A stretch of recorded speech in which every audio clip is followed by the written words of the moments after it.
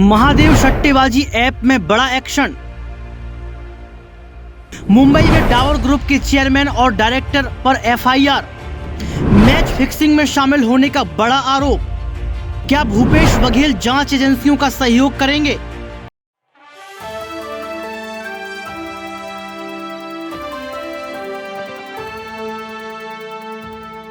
Mahadev app सट्टेबाजी में फंसे भूपेश बघेल की मुश्किलें लगातार बढ़ती चली जा रही हैं। अब ये कहा जा रहा है कि 508 करोड़ के घोटाले के बाद यहां पर सट्टेबाजी भी हुई है। जी हां दर्शकों, आप सही सुन रहे हैं। आखिर छत्तीसगढ़ चुनाव के पहले जिस तरीके से भूपेश बघेल की नैया डूबी है, क्या ये मान लिया जाए कि कांग्रेस पार्टी का कनेक्शन सच में घोटालों से रहा है? क्योंकि एक लिस्ट भी आपके सामने लेकर आए जिसमें चर्चा करेंगे कि आखिर कितने घोटाले जो है कांग्रेस के समय में हुए हैं, और इसके साथ साथ ये भी जानने का प्रयास करेंगे कि आखिर क्यों मैच फिक्स किए गए, मैच फिक्सिंग में पैसा क्यों लगाया गया, आखिर क्वेश्चन मार्क कुछ तो है का? ये बड़ा सवाल है कि भूपेश बघेल ने छत्तीसगढ़ की जनता के साथ मतभेद, भेदभाव और यहां पर छलावा क्यों किया। नमस्कार, आपके साथ मैं हूं ऋतिक सविता। स्वागत है आपका नेक्स्ट 9 न्यूज पॉलिटिकल बाइट के इस खास प्रोग्राम क्वेश्चन मार्क कुछ तो में है। आखिर पूरा मामला क्या है, इस खास रिपोर्ट को देखिए। महादेव ऑनलाइन सट्टेबाजी ऐप केस में एक बड़े एक्शन की जानकारी सामने आई है।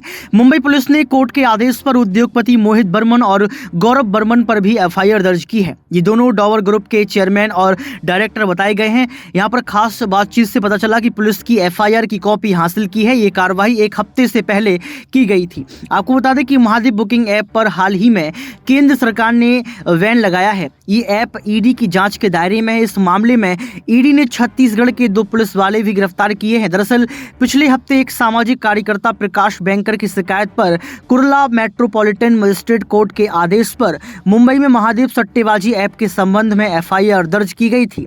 इस एफआईआर की कॉपी में आरोपी नंबर 16, आरोपी नंबर 18 उद्योगपति मोहित बर्मन और गौरव बर्मन क्रमशः हैं।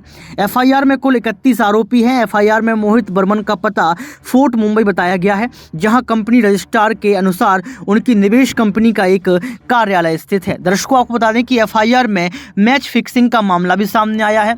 मुंबई पुलिस की एफआईआर 7 नवंबर को माटुंगा पुलिस स्टेशन पर दर्ज की गई थी।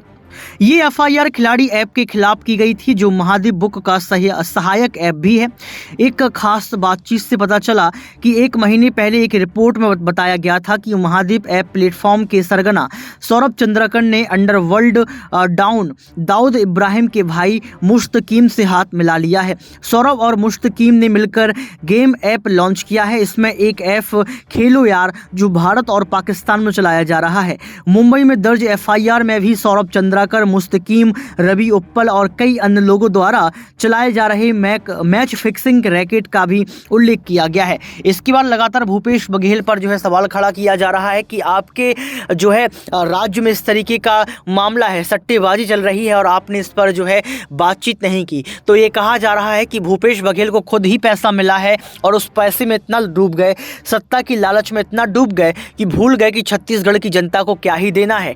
तो यहाँ पर ये कहा जा रहा है कि भूपेश बघेल ने छत्तीसगढ़ की जनता को कुछ नहीं दिया, 500 करोड़ का घोटाला करके दे दिया। ईडी को हाल में ही अपनी जांच में महादेव बुक ऐप के शीर्ष प्रबंधन से जुड़े शुभम सोनी का लिखित और रिकॉर्ड किया गया बयान मिला है। उन्होंने आरोप लगाया कि छत्तीसगढ़ के सीएम भूपेश बघेल को 508 करोड़ रुपए से ज्यादा दिए गए हैं। इससे पहले भी ईडी की जांच में पता चला था कि कैसे पुलिसकर्मी महादेव बुक ऐप प्रमोटरों के लिए लाइजनिंग में शामिल थे और राजनेता उनकी मदद कर रहे थे। कथित तौर पर हवाला नेटवर्क के जरिए रिश्वत ले रहे थे। अब भूपेश बघेल क्या ही जवाब देंगे, अब ये वक्त तय करेगा। तो देखिए आपने इस रिपोर्ट को देखने के बाद तमाम सवाल उठ रहे हैं। हमारे साथ सवालों के सिलसिले में मौजूद हैं अमन जी। सर, आपका बहुत बहुत स्वागत है। सर, आपने वो मुद्दा देखा होगा कि जिस तरीके से सट्टेबाजी में 508 करोड़ का घोटाला पकड़ा गया, यहाँ पर सीएम भूपेश बघेल का नाम सामने आ गया।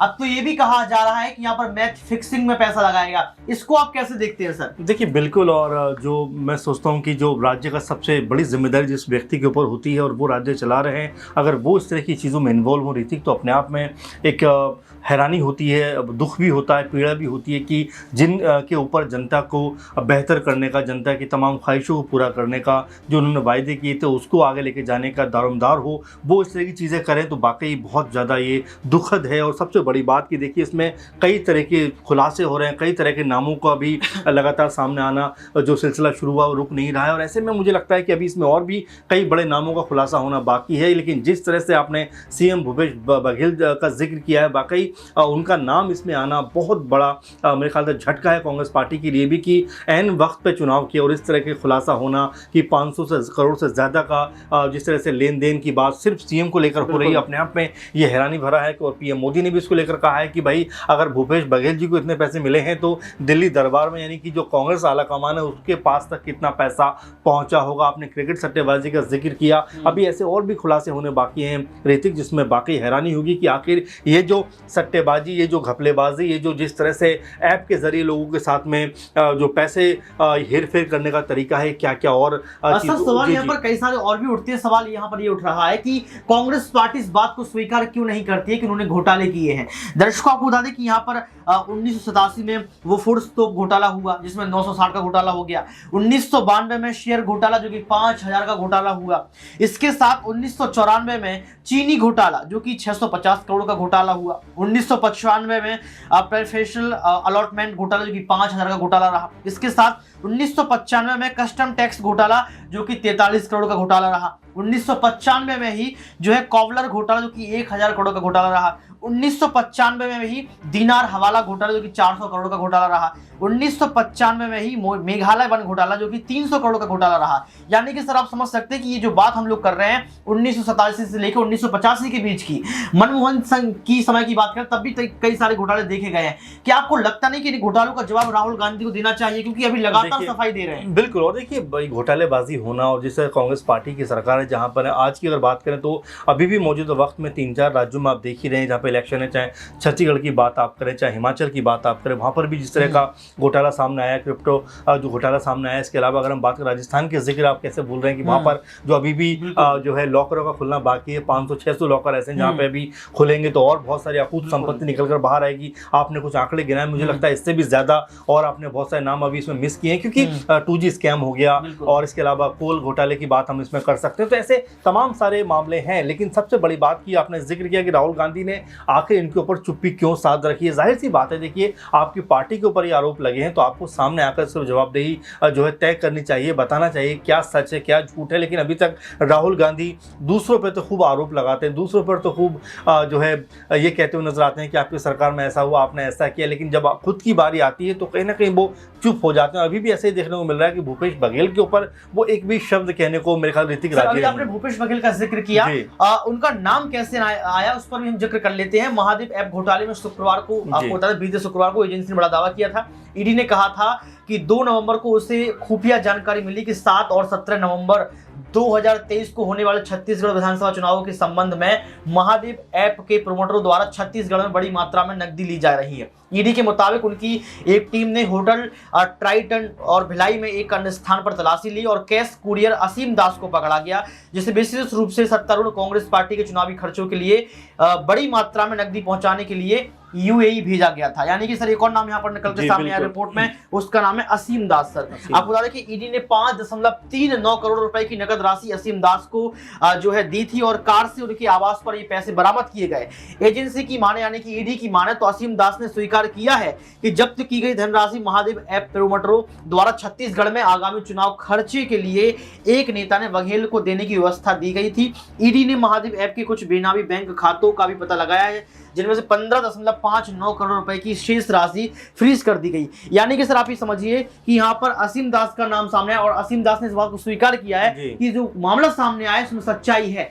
क्या आपको लगता है सर कि असीम दास जैसे ही और गिरफ्तार होंगे या और भी सवालों पर जो है चर्चा होगी उनके साथ तो जवाब देंगे, तो अब यहाँ पर गिरफ्तारी तय है? जी बिल्कुल। देखिए और सही आपने बोला कि इसमें जिससे नामों का सिलसिला लगातार जारी है और लगातार नाम सामने आ रहे हैं, चाहे असीम दास की बात करें, अभी और भी जो लोग हैं उनकी बात करें, कि जो खुलासे हो रहे हैं वो ये बता रहे हैं, साफ इशारा कर रहे हैं कि इसमें जो राज्य सरकार है उसकी बड़ी भूमिका है और जो उसके मुखिया हैं यानी कि भूपेश बघेल हैं उनकी सबसे बड़ी भूमिका है। तो आने वाले दिनों में जब खुलासे होंगे, और महत्वपूर्ण बात इसमें एक और भी है कि इलेक्शन को में पैसा को इधर से उधर करने के लिए पूरे का पूरा एक तरीके से जो 500 कुछ करोड़ की जिस तरह से बात कही जा रही है कि भाई राज्य में इलेक्शन को एक तरफा करने के लिए इस पैसे को खर्च किया जाना था, लेकिन एन वक्त पे जिसे खुलासा हुआ उससे मुझे लगता है कांग्रेस पार्टी को झटका जरूर लगा होगा कि भाई हम इस पैसे के जरिए बहुत सारी चीज़ों को अपने पक्ष में कर सकते थे। लेकिन अभी जिस तरह से ये नाम का खुलासा हुआ है उससे जो वोटर्स हैं उनके दिमाग में भी जाएगा कि किस तरह से लूटपाट का एक केंद्र छत्तीसगढ़ बन गया है, जहाँ पर तमाम तरह के घोटाले हो रहे हैं, तमाम तरह की उनके साथ घपलेबाजी हो रही है और इसका जो परिणाम है। सर ये क्वेश्चन मार्क कब तक, सवाल तो यही है ना कि